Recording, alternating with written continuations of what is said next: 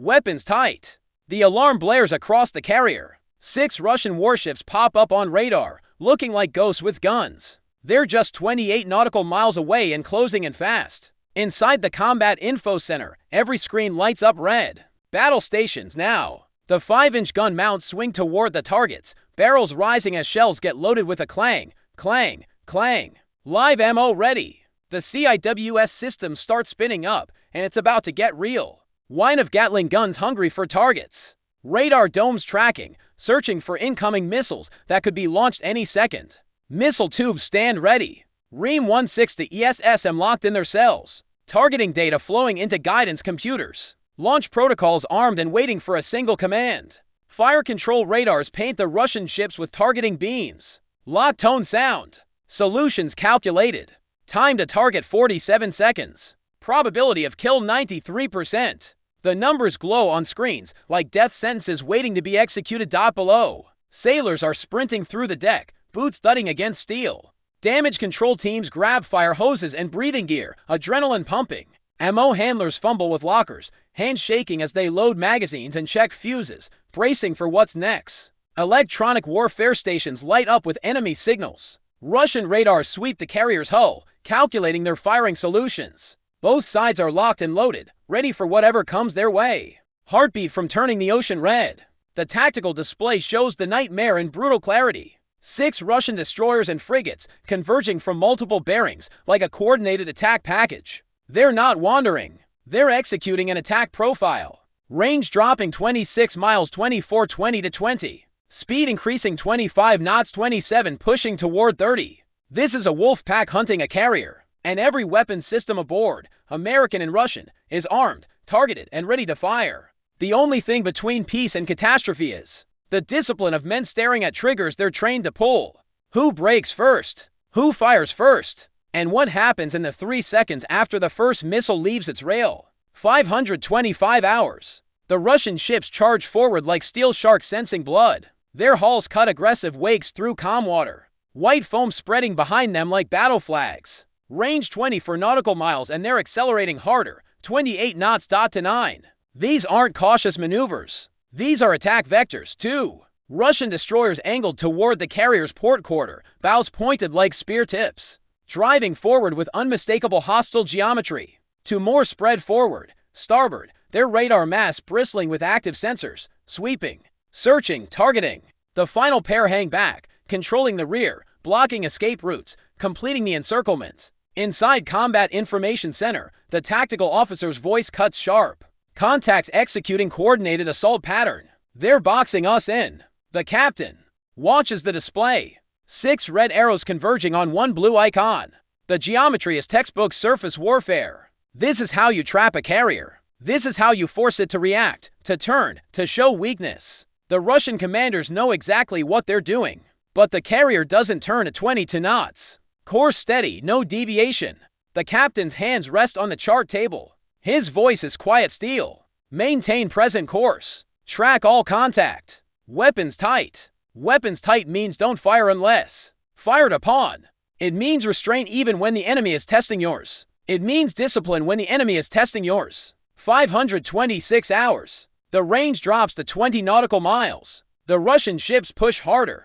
1 destroyer increases speed to 31 knots, bow lifting as it accelerates, driving toward the carrier's forward quarter with aggressive intent. Its fire control radars are active now, painting the carrier with targeting beams that trigger warning alarms throughout the ship. They're locking weapon solutions. They're showing they can reach out and touch the carrier whenever they want. The American 5-inch gun rotates slowly toward the aggressive destroyer. Deliberate, controlled, a message without words. We see you. We're tracking you. We can stop you. But no shells are loaded in firing position. No final fire command is given. This is restraint measured in millimeters of gun elevation and seconds of decision making. 530 hours. The Russian formation tightens like a noose. All 6 ships now moving.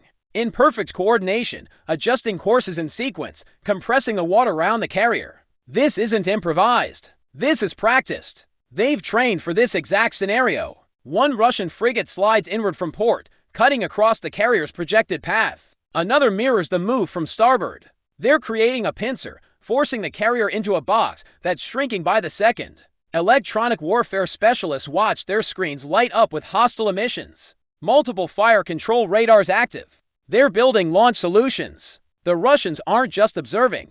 They're preparing. Every radar sweep, every targeting beam, every electronic pulse is saying, we're ready to fire. We're capable of firing. We're choosing not to fire yet. The captain's jaw tightens, but his voice stays level. Bridge-to-bridge hail. Standard maritime protocols. The radio operator sends the transmission. Russian naval vessels. This is United States warship. You are conducting unsafe maneuvers in international waters. Alter course immediately. Professional controlled. But underneath the comm words is the unmistakable message. Back off. Static, then silence. The Russian ships don't respond. They answer with acceleration.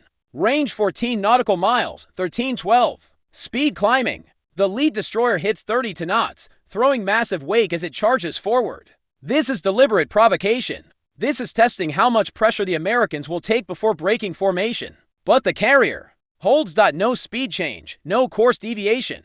Flight deck remains still. Aircraft locked down as if nothing unusual is happening. That stillness is the most powerful weapon aboard. It says, you don't scare us. You don't intimidate us. You don't control our movements. The Russian commanders watch through their optics and see a ship that refuses to react. 538 hours. Contact Delta makes the move that crosses the line. The Russian destroyer on the port bow suddenly cuts inward, adjusting course 15 toward the carrier's projected path. Not a gentle curve. An aggressive knife-edge turn designed to force collision geometry. Speed increases to 33 knots. Bow wake explodes white against gray hull. CPA drops catastrophically to nautical miles. 1.81.5.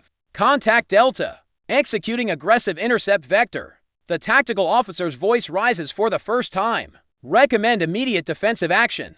Every operator in Combat Information Center watches their screens. Fire control solutions update automatically. Weapon systems track Delta's approach with mechanical precision. The failing CIWS could engage in seconds. Missiles could be in the air before Delta's crew realizes what's happening, but the order doesn't come. The captain stands motionless. His eyes are locked on the tactical display. The Russian destroyer is charging at his ship like a bull at a red cape.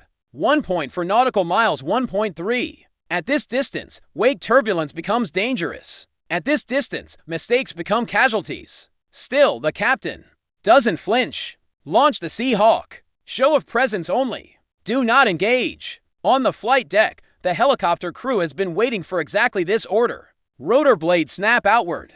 Turbines scream to life. The Seahawk lifts off and drops low over the water, flying directly toward the charging Russian destroyer. 200 feet of altitude. Cameras recording. Sensors locked. The helicopter positions itself between threat and target, a physical barrier, saying, you want to get closer. You'll have to fly through. US first. The green laser fires. Steady pulse painting the Russian bridge windows. Non-lethal but unmistakable. The ultimate warning without pulling a trigger. The radio call follows instantly. Russian naval vessel. This is United States Navy aircraft. You are conducting unsafe maneuvers. Alter course immediately or face defensive action. The transmission repeats in Russian. The tone is professional, but the meaning is crystal clear. This is your last warning. Contact Delta holds course for 5 seconds. The helicopter doesn't move. The laser doesn't stop. Fire control radars on both ships maintain their deadly locks. Then Delta's bow wake begins to shorten. Speed drops from 33 knots to 30, then 28, then 24. The CPA stops collapsing. 1.6 nautical miles and stabilizing. Contact Delta reducing speed. The tactical officer's voice carries relief. He's trying to hide. CPA holding at 1.6. The Russian destroyer begins a gradual turn outward, opening space that moments ago was closing like a trap. The other Russian ships respond in sequence. Contact Alpha adjusts course 3 outward. Contact Bravo reduces speed. Contact Charlie opens distance from the port quarter. 538 hours. The ring begins to unravel. The Russian formation that looked like a closing fist minutes ago starts to relax, fingers uncurling. To nautical miles separation, then 3, then 4. The geometry loosens. Pressure releases. The Russian ships haven't retreated, but they've stopped advancing. They've tested the line and found it. They pushed until the giant showed teeth, then backed away just enough to save face. Delta's bridge finally responds on the radio. United States naval vessel, we are conducting routine operations. We request safe separation. The voice is formal, controlled, revealing nothing. But the course change reveals everything. The Russians came hunting. They found prey that didn't run. Now they're adjusting strategy. The captain's response is measured. Absolute. Maintain safe separation. Your maneuvers are being recorded. All emissions captured. It's not a threat. It's a statement of fact. Every radar sweep, every targeting solution, every aggressive maneuver has been logged, timestamped, and analyzed. The Russians gathered intelligence, but they gave away just as much. Every fire control frequency, every coordination pattern, every capability demonstrated is now stored in American databases. The Seahawk circles once more, then returns to deck, touching down with the same precision it launched with. Cameras never stop recording. The carrier maintains course, 20 knots from start to finish. No deviation, no reaction, no acknowledgement that 6 Russian ships just surrounded it and tested every boundary of international naval law. 547 hours. Range opens to 6 nautical miles. 7-8 The Russian ships maintain loose formation, still visible, still tracking, but the immediate threat has dissolved. Their hulls cut through water at reduced speeds. Their radar emissions shift from targeting mode to routine surveillance. The aggressive geometry is gone, replaced by watchful distance. Inside Combat Information Center, weapon systems remain active, but threat levels drop from critical to elevated. Gun mounts rotate back to neutral positions. Fire control radars release their hard locks, but maintain soft tracking. Missile launch protocols shift from arm to ready. The ship doesn't stand down completely, but the edge of imminent violence dulls to professional weariness. Sailors who were running to battle stations minutes ago return to normal posts. Damage control teams stow their equipment. Ammunition handlers secure magazines. The carrier's pulse slows from combat rhythm to operational tempo, but nobody relaxes completely. The Russian ships are still out there, still watching, still calculating.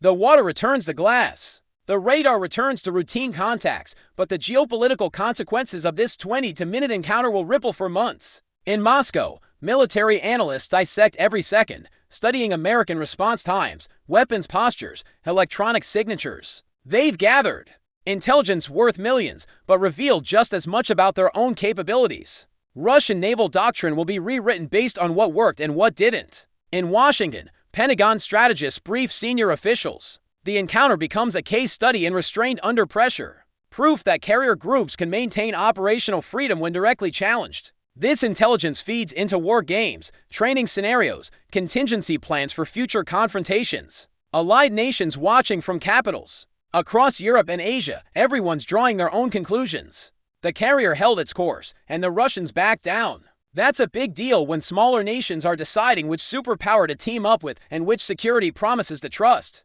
Naval power isn't just about the showdown, it's about all the choices governments make after that, figuring out who really controls the seas. This encounter will be studied in naval schools from Annapolis to St. Petersburg for years to come. Future officers will dig into the timing and strategy behind it all. Decisions made under pressure can get pretty intense. They'll argue about what's safe and where international law stops and naval standoffs start. What's crucial is that both sides now know exactly where the line is drawn, not in treaties or diplomatic talk, but in nautical miles and weapon readiness. That understanding is a bit scary, but also clears things up. Next time Russian and American warships cross paths in tricky waters, both sides will know exactly what's at stake. Remember this morning? 6 ships circled 1 carrier, proving some giants don't need to budge to show their strength.